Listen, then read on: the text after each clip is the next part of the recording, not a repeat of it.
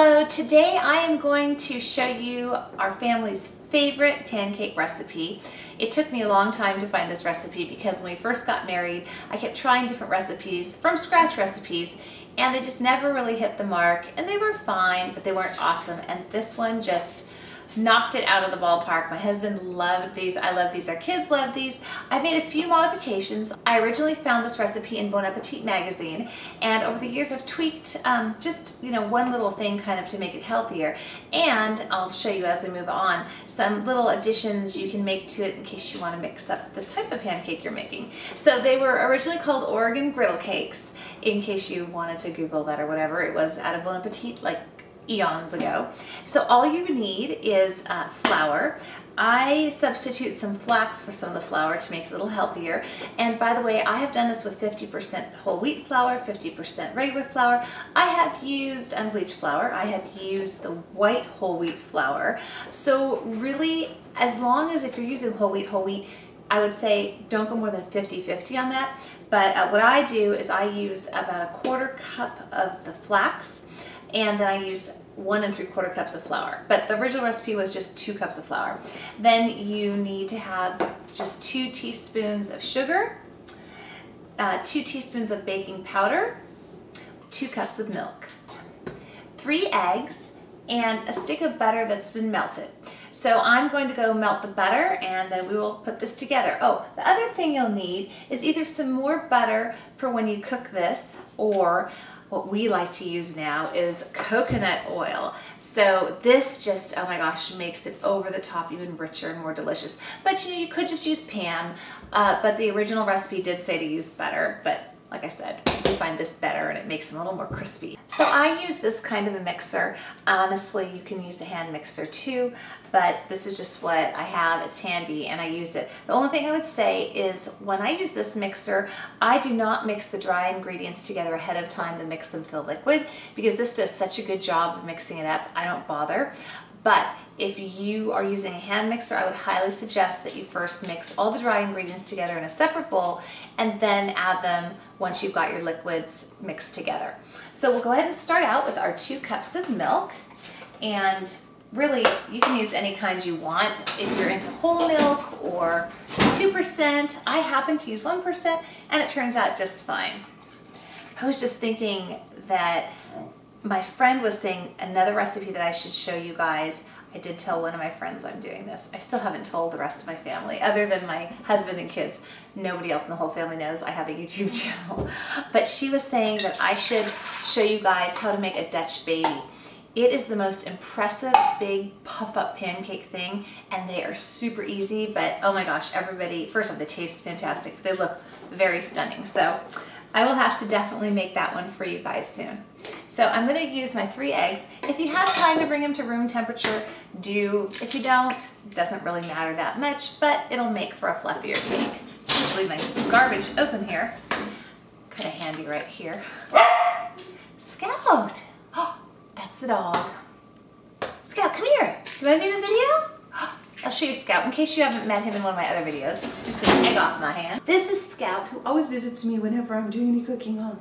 And lately, when it's baked goods, he kind of barks because he really, really likes baked goods. All right, let me go wash my hands. So what I do is I usually just start the eggs and the milk mixing. Then once those are pretty well combined, I'll put in my butter that I've melted. I just put the butter just standing up in a little custard cup like this, and then I melt it for about 30 seconds. I will turn this on so you probably won't be able to hear me talking very well while it's going, but I get this moving and then I slowly kind of pour this in so it mixes in, because this is colder, this is warmer, and I don't want a hunk of butter to kind of solidify in there too quickly. So here we go.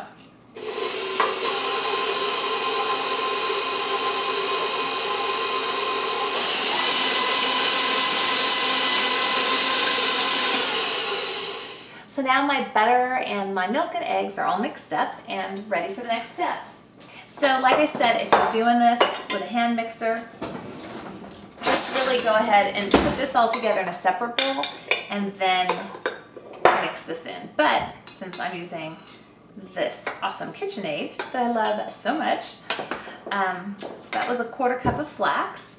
And now to bring this up to being 1 cup. Do another 3/4 cups of, flour. I should drop this thing down. And so that's 1 cup of the dry ingredients, and my other 1/4 cup. Yeah, all the, like America's Test Kitchen, all those, they say you should weigh your flour and stuff like that, because depending on how you scoop and how you push down, you can get different amounts. So someone's, cup might be more like, a little under, versus someone else might jam so much in and pack it down, it's more. But for these, really, it's not that picky. So now I, in total, have 2 cups, 1/4 cup of this, 1 3/4 cups of the flour. Then I'm going to add my sugar. Put my milk away here real quick. So 2 teaspoons of sugar. Again, you can tell I know this recipe by heart because I've been making it so long. 2 teaspoons of the baking powder.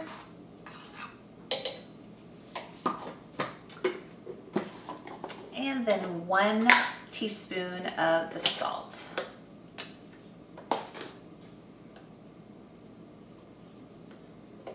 And that's it. Now we'll just mix this up just enough to combine the ingredients. We don't want to really whip this. We just want to mix it all together well. Let me grab a spatula.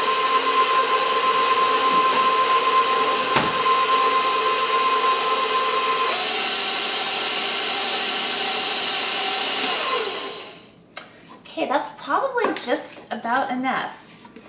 And I'm going to just scrape down the sides here. Give this another little spin or two just to make sure everything's nicely combined.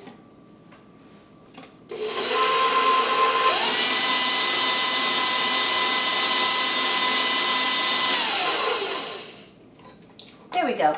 And there are some lumps in here. This is not perfectly smooth, so I will show you the batter. Let me just take this thing out. My sink full of dishes I need to do. And it looks speckled from the flax. It's funny, one time I made it without flax because I'd run out, and my daughter was like, it looks and tastes different. So that's what it should look like. The original recipe recommends waiting a ½ hour, letting it sit before you make them. But, I've made them immediately, and I've made them after waiting, and they turn out really well either way. So totally up to you on that. So now let's make the pancakes. Okay, to make these pancakes, we're just going to start out by putting a little bit of the coconut oil on the pan and then heating that up, and then we'll put the batter on and make a pancake. I'm kind of crouching down here for a minute because in order for you to be able to see what I'm doing, I'm going to be out of frame quite a bit. So I just want to explain what was going on before I got started. So I will just go ahead and turn this on. I'm using medium-high, and this is my hottest burner that I have. I'm using that because this is such a big pan. And I'll just go ahead and put this on there. Just slide that off. And it'll just get all melty. And if you ever have too much of this batter and you don't have a friend to give it to or something, because it makes a pretty good batch, you can always, have it and, just divide everything in half and make a smaller batch. Or what I have done before is I have gone ahead and made extra pancakes, and I individually wrapped them in plastic wrap and stuck them in the freezer all in a Ziploc, and then you can put them in the toaster. Kind of have your own Eggos. Now I'm just going to take a little scoop of the pancake batter, put it on here. So while this cooks, let me just give you a couple ideas. You can throw blueberries in here. You can throw chocolate chips in here. The other thing I love to do is I'll take some pecans. Now, if you're feeling fancy and you just want a little extra specialness to it, chop up your pecans and then just toast them in a pan. Just seriously, in a nonstick pan, throw them in and just wait till they kind of smell nutty, and keep moving them. Keep moving them. They burn really fast. Watch out. And throw, like, I don't know, maybe a ½ cup or 1/4 cup of those in, and a couple bananas. Just throw them in when you've got your mixer going. The best banana nut pancakes ever. And then you might want to add a little pinch of cinnamon to it too. Just, maybe a little 1/4 teaspoon of cinnamon. That tastes amazing. Now, you can see this is starting to cook nicely, and it's starting, let me see if I can zoom in for you. As you can see, there's almost like a little ledge starting to form on the pancake. Let's see if you can see that. So you can see it's getting kind of firm here. but it's not really ready to flip yet. You'll know it's ready to flip. Well, you can look under, and it's very pale right now, so it's not ready. But it's also going to get bubbles. There's starting to be some little bubbles showing up here, and you can see it's getting some structure. So, you know, that's how you can kind of tell when it's going to be safe to flip it.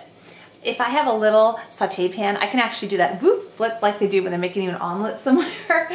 But this thing is huge. I don't think I'd be able to do it. So you can see it's getting kind of a golden brown underneath. And see how it's really getting lots and lots of bubbles here on the edge?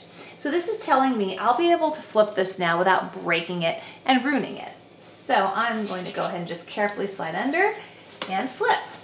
And you can see it's got a very pretty golden brown color to it on that side. Whoa, sliding away. Let me put that back. Don't want to drop it now, right? So we'll just let him cook a little bit longer. You know, this also works really well with, I've got like those little heart-shaped pancake molds and that kind of thing. That works great if you're making these for your kids. Or if you don't have the molds that go on here, you can cut them out with a cookie cutter if you're trying to be fancy one day. All right, seems like the second side always goes faster. So see how that's turning a really pretty color on this side too? I just like them a little bit on the kind of crisp side. And oh, it's interesting too, when you take this out of the fridge, it will obviously feel much thicker than the batter does right now. I mean, now this is the consistency of it. Just give it a little stir, and it's just because it's cold. All right, so there you go. You've got your pancake. It's all done. Now let's taste it. I just love these. So I'm having mine with some syrup. You can also put cinnamon and sugar on top. So next I will have to make my father-in-law's famous buttermilk pancakes. We call them Poppy cakes because the kids all call their grandfather Poppy. And it's a recipe from his mother, and it's super, super good. So I will show you guys that one down the road here also, because I'm sure you will love adding that to your recipes too. It's a really, really good one. And if you subscribe, you'll get a little email alert when I put out new videos, so that's kind of handy. If you make these, let me know how you like them in the comments below. I would love to know how they turned out and if you like them as much as we do. Take care and have a great day or evening wherever you are. He said, so I just want to not having